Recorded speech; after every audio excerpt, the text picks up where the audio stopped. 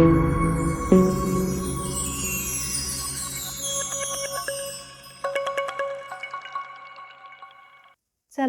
तर आता आपण सुरू करूया वर्तुळाशी संबंधित क्षेत्रफळे या प्रकरणातील स्वाध्याय 11.1 मधील प्रश्न क्रमांक 11. एका कारला 2 वायपर आहेत जे कधीही एकमेकाला स्पर्श करत नाहीत. वायपरच्या प्रत्येक पात्याची लांबी 25 सेंटीमीटर आहे आणि ते 115 अंशाचा कोन करून काचेची स्वच्छता करतात. पात्यांच्या एका आवाक्यात किती भागाची स्वच्छता होते त्याचे क्षेत्रफळ काढा असे आपल्याला सांगितलेले आहे. येथे पायची किंमत आपल्याला दिलेली नाही म्हणून आपण 22/7 घेऊ शकतो. हेच आपण आकृतीमध्ये दाखवूया. हा वायपर आहे आणि हा स्वच्छता करण्यासाठी इथे वर गेला असता तो 115 अंशाचा कोन करतो. त्याचप्रमाणे हा दुसरा वायपर आहे. हे एकमेकाला कधीही स्पर्श करत नाहीत. यामधील भागाचे आपल्याला क्षेत्रफळ काढायचे आहे. म्हणजेच वायपरने किती भाग स्वच्छ केलेला आहे त्याचे आपल्याला क्षेत्रफळ काढायचे आहे. म्हणजे हा आता बघितला आपण तर एक त्रिज्यांतर खंड तयार झालेला आहे. मग आपण त्रिज्यांतर खंडाचे क्षेत्रफळ वापरून या भागाचे क्षेत्रफळ काढू शकतो. इथे R बरोबर आपल्याला दिलेले आहे 25 सेंटीमीटर. कारण या पात्याची लांबी आहे 25 सेंटीमीटर.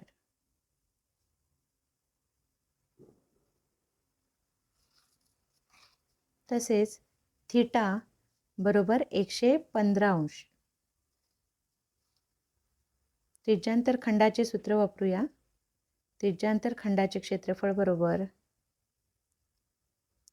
थीटा भागिले 360 गुणिले पाय r चा वर्ग.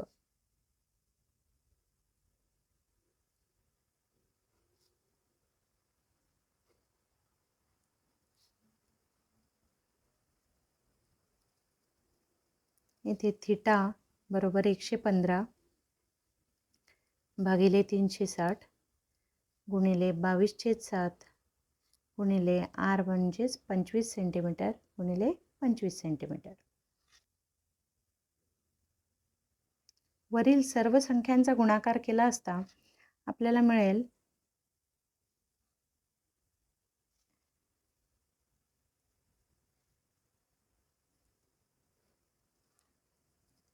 15,81,250 व खालील संख्यांचा गुणाकार केला असता आपल्याला मिळेल 2,520.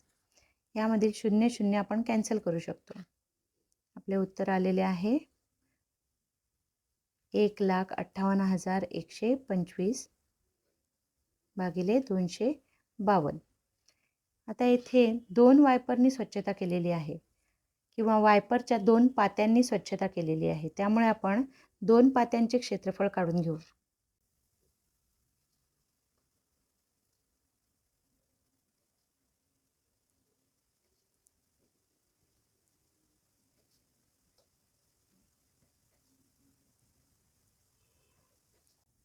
यासाठी त्रिज्यांतर खंडाच्या क्षेत्रफळाला आपल्याला 2 ने गुणावे लागेल.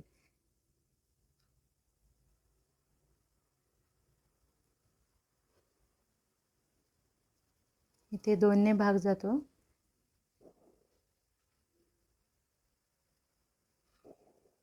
आता आपले जे आलेले उत्तर आहे हे आपण असेच ठेवणार आहे. याला दशांश रूपामध्ये बदलणार नाहीये.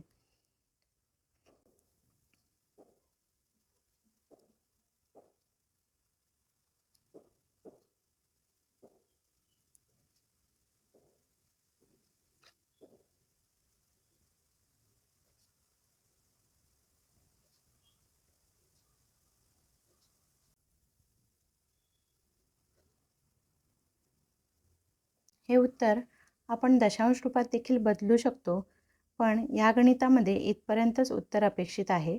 त्यामुळे आपण इतकेच उत्तर ठेवलेले आहे. पुढील व्हिडिओसाठी लाईक व सबस्क्राईब करायला विसरू नका आणि आपल्या मित्रांना नक्की शेअर करा.